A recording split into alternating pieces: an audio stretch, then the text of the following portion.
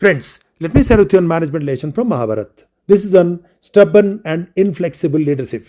The epic is, during the Mahabharata war, Drona expressed his inability to capture Yudhishthira as long as Arjuna was present in the battlefield. As per the strategy, King Susarma and his brother deliberately provoked and dared Arjuna to fight with them, disrespected Kandiba, and taunted Arjuna to abandon his bow if he feared confronting them. Both Krishna and Bhima cautioned Arjuna not to pay attention to these insignificant opponents and not to go away from the battlefield. They repeatedly mentioned Duryodhana's strategy to capture Yudhishthira and cause heavy losses on Pandavas once they could ensure Arjuna's exit from the battlefield. Krishna also advised that as a charioteer, it is his responsibility to caution him. However, he has to follow Arjuna's instructions. Despite these warnings, Arjuna said, as a Kshatriya, how can I ignore the code of warriors and not respond to Susarma, who is challenging me to fight? Arjuna did not listen to either of them and was determined to chase Trigata brothers. In his fury, Arjuna chased both the Trigata brothers, who fled the battlefield without fighting Arjuna, and in the process, both Arjuna and Krishna moved far away from the battlefield. In the absence of Arjuna, his teenage son Abhimanyu entered Chakravyuha and was mercilessly killed by Kauravas. Arjun के होते हुए युधिष्ठिर को बंदी बनाना संभव नहीं लगता है कुमार। अर्जुन को मुझ पर छोड़िए आचार्य। मैं भी परशुराम शिष्य हूँ अंगराज, और गंगा पुत्र भी परशुराम शिष्य हैं। मुझे तुम्हारी वीरता पर संदेह नहीं है,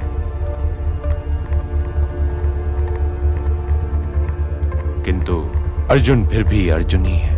विराट युद्ध में स्वयं तुम उसके बाणों का स्वाद चख चुके हो। और मैं गुरु श्रेष्ठ से इस विषय में सहमत हूँ कि जब तक हम अर्जुन को युधिष्ठिर से दूर करने में सफल नहीं हो जाते, तब तक युधिष्ठिर को बंदी बनाना संभव नहीं। इसलिए मैं आप सब लोगों से ये पूछना चाहता हूँ कि अर्जुन को युधिष्ठिर से दूर करने का महत्वपूर्ण कार्य किसे सौंपा जाए। मेरे विचार में इस कार्य के लिए हमें त्रिगर्त देश के प्रमुख से सहायता लेनी चाहिए।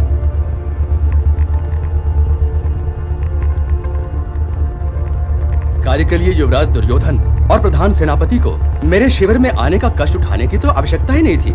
हे आचार्य, अर्जुन को ललकारने का अर्थ मृत्यु के अतिरिक्त कुछ हो ही नहीं सकता, किंतु हम हस्तिनापुर के पक्ष में युद्ध करने आए हैं। इसलिए हम दोनों भाई अर्जुन के हाथों अपनी मृत्यु स्वीकार करते हैं। अर्जुन, बेनाम सैनिकों से क्या युद्ध कर रहे हो तुम? युद्ध करना हो तो हमसे करो, क्योंकि आज हम दोनों भाई प्रतिज्ञा करके आए हैं। या तो तुम हमारे शब्द रखोगे या हम तुम्हारे शब्द को प्रणाम करेंगे। ये चुनौती नहीं अनुज, ये गुरु श्रेष्ठ की युद्ध नीति है। किंतु वो मुझे ललकार रहे हैं मजले भैया। तो तुम भी उन दोनों की ललकार न सुनो। द्रोण तो इसी अवसर की ताक में है। ये दोनों तो तुम्हें पीठ दिखाकर भागने के लिए ललकार रहे हैं। यही तो युद्ध नीति है कि तुम इनका पीछा करते करते दूर निकल जाओ, फिर गुरु द्रोण बड़े भैया को बंदी बनाने के लिए आक्रमण कर। आपके होते हुए बड़े भैया को कौन छू सकता है मजले भैया? मैं सारी कौरव सेना को रोक सकता हूँ अनुज, किंतु गुरु द्रोण मेरे रोके नहीं रुकेंगे। अर्जुन, तुम कैसे गांडीवधारी हो? ललकार सुनकर भी आगे नहीं बढ़ते। अरे फेंक दो ये गांडी।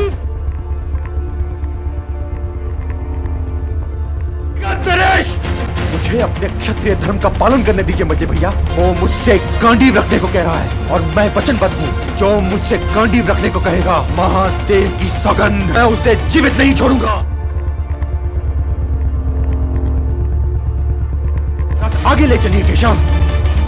मैं जानता हूं केशव, जानता हूं, किंतु यदि सुशर्मा ने मुझे कल फिर ललकारा तो मुझे उसकी ललकार स्वीकार करनी ही पड़ेगी केशव, क्योंकि यही क्षत्रिय धर्म है।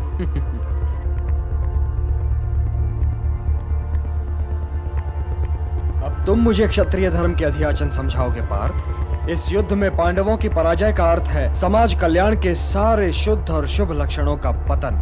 तुम्हारा धर्म तो केवल समाज कल्याण के लिए युद्ध करना है पार्थ। इस युद्ध में सुशर्मा की ललकार सुनना क्षत्रिय धर्म नहीं है। हाँ, तुम्हारे व्यक्तिगत क्षत्रिय अहम की बैसाखी अवश्य। फिर भी वासुदेव, फिर भी यही फिर भी तो तुम्हारी समस्या है पार्थ। किंतु फिर भी तुम उसकी ललकार सुनना अपना क्षत्रिय धर्म समझते हो तो अवश्य सुनो। मैं तो तुम्हारा सारथी हूं ना, जहां कहोगे वहां पहुंचा दूंगा।